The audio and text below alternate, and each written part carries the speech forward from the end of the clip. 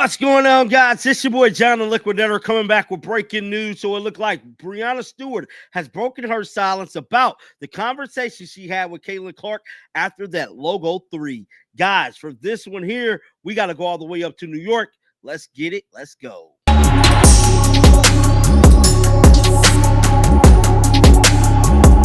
Now, your boy John the Liquidator kind of left this story alone because I thought it was just funny in itself. Caitlin Clark hit the 3 of a lifetime on allegedly the best college basketball player ever in Breanna Stewart, bruh. Caitlin Clark bust her butt from nearly half court. And if you don't believe me, let's rewind it back and pull up the footage right now. Day when Caitlin Clark faced off against the New York Liberty, she literally was ridiculous. Just out there having. And yeah, man, watch this. 1, 2. Well, really, she was a 1 step back, nothing but net. Caitlin Clark cooked her real good, gave her a little shove at the end. You can't stop me. Well, I'm here to tell you, Breanna Stewart has spoken with the media, and she broken her silence about the interaction they had.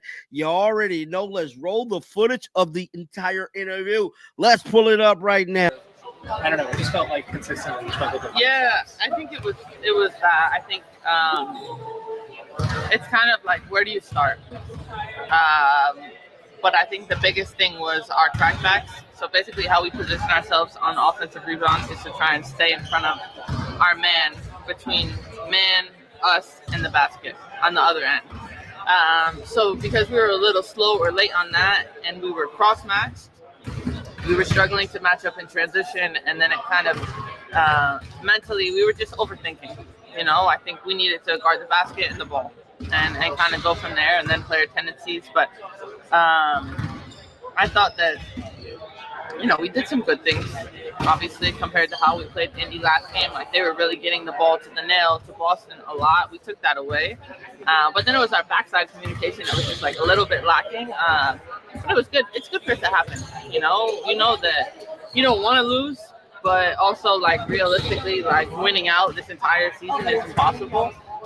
And something for us to kind of really lock back in and focus in on what we're not doing well. I'm sorry if you just addressed this, but what stuck out to you about defense on Saturday and the film? Literally just.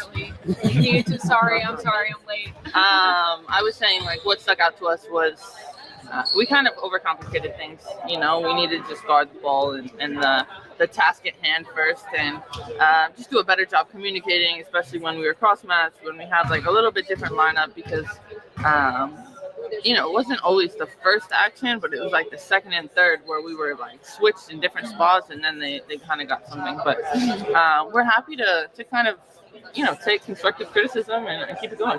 Defensively, in that fourth quarter, you guys came out with a lot of energy, and some tough luck with where you would have that scramble, those doubles, and then some role players would get a shot late in the clock, or like you said, like an offensive rebound, and that would lead to a second opportunity. But were you, this season, all season, we've seen you guys when you're back down, especially in the fourth quarter, to bring that play up. And then were you impressed with what that effect was to be able to summon that? Yeah, I mean, I think I wasn't surprised. Like, I feel like we've been in these positions before, whether it's been this year or last year. You know, we've been down double digits going into the fourth, and having that mindset of like, all right, let's see what we can make happen. Let's see if we can like really make them play a little bit faster than they want to. And we got some good stops. We had some like you said, unlucky rolls where, you know, ended in a corner 3 or something like that. Like, credit to them, because they found the open person and they knocked down shots. Big picture question, like, why do you think the power forward is so important as a position in the W? Whereas like in the NBA right now, it seems like having a lead ball handler is kind of the most important role. Yeah. I think the power forward position is really important because it's probably where there's the most versatility offensively and defensively, but also in most offenses, it's where the ball is swinging through the most. You know, you're the one kind of making those decisions off of like the guards cutting through or stagger screening away. So you're just the ability to kind of do more than one thing, rebound the ball, bring it up, get into a set, and you see now like more 5-out action across the board in the league. This is a little atypical to the power forward position, but you bring the ball up a lot. Yeah. And a lot of times we see you and Tosh get into an action and have her as a screener for you, and then you can manipulate defenses that way. How has the evolution of the game kind of helped you find more dynamic ways to score? Yeah, I mean, I think I recently talked to Sue about this, like on her podcast, and just kind of giving the other team different looks. Let me tell you why we have Spectrum. I'm on a video chat. Melissa's live streaming with her audience. The kids are on their phone streaming.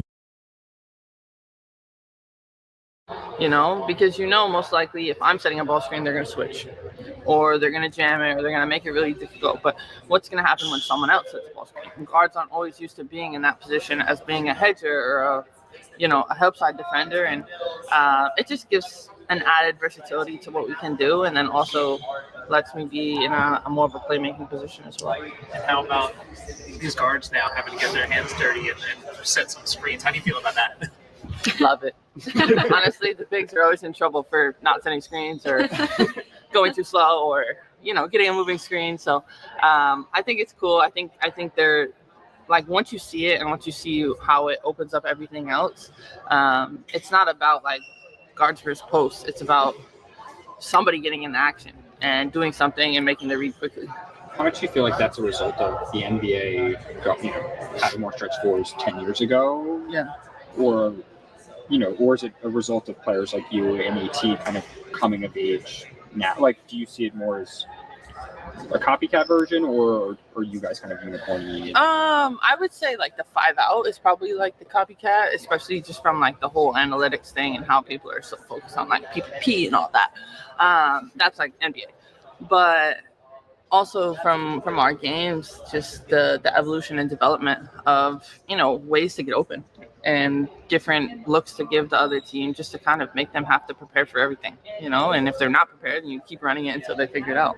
Yeah. I guess within that, on the defensive side, you guys have to defend way more ground and cover way more ground than you did even as far as like 5-10 years ago. Just as the defender who guards a lot of positions, just how has that evolution really sort of like impacted the way you sort of like you process the game, so to speak? Yeah,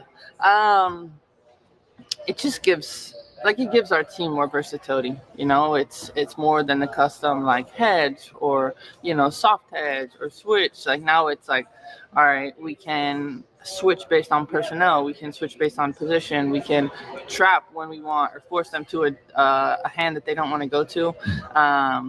Defensively, like definitely missing JJ and Leo in the last game.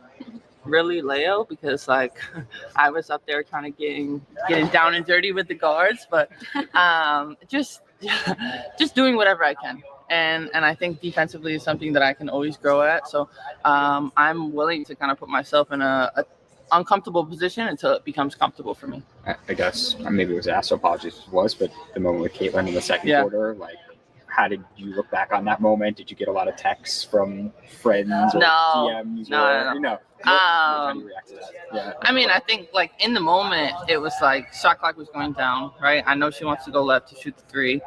So trying to be as close as I can, but she was deep out there. And when she made it, she was just kind of like laughing and I was laughing. Like, it was a great shot. It was a tough shot. And it's one of those ones where you're like, and you go to the other end. And I'm happy. I'm seeing a lot of great sportsmanship. Love that. Going back to Atlanta, this is a whole new team. First time you guys are seeing them. They're a big 3-point team as well. Yeah. And after Saturday, do you view this as just as tough as a challenge or even bigger? Yeah, of course. I mean, I think this is even a bigger challenge because, we have quick turnaround, how we're going to kind of mend and fix the mistakes that we made in Indy. And this is a team that loves to hunt threes and making sure that they're all tough and contested. And while they hunt threes, they have BG and